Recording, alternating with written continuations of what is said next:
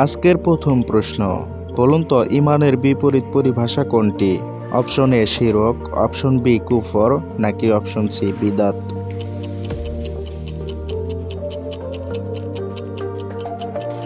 এখানে সঠিক উত্তরটি হবে অপশন বি কুফর। এবার বলুন তো কিয়ামতের দিন মিজানের পাল্লায় সবচেয়ে ভারী আমল কি হবে? অপশন এ সলাত, অপশন বি সিয়াম, নাকি অপশন সি উত্তম চরিত্র?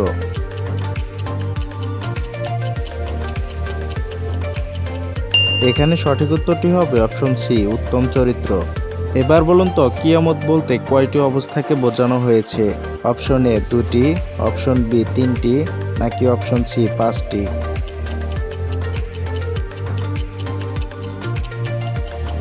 এখানে সঠিক উত্তরটি হবে অপশন এ 2টি। এবার বলুন তো কবরে চাদর দেওয়া, কবর পাকা করা ও কবরের উপর গম্বুজ নির্মাণ করা কোন ধরনের আমল? অপশন এ শিরকি আমল, অপশন বি কুফরি আমল, নাকি অপশন সি বিদাতি আমল?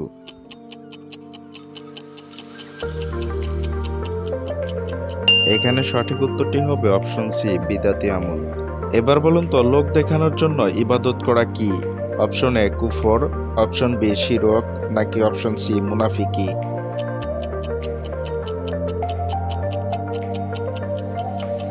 এখানে সঠিক উত্তরটি হবে অপশন বি শিরক।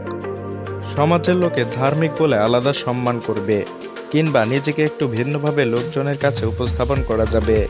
এই উদ্দেশ্য নিজেকে মানুষের সামনে আল্লাহভীরু পরহেজগার রূপে প্রকাশ করাকে ইসলামের পরিভাষায় রিয়া বলে।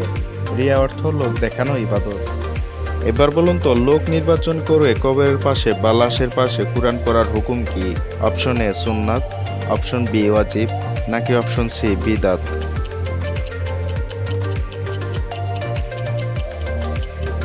এখানে সঠিক উত্তরটি হবে অপশন সি বিদাত।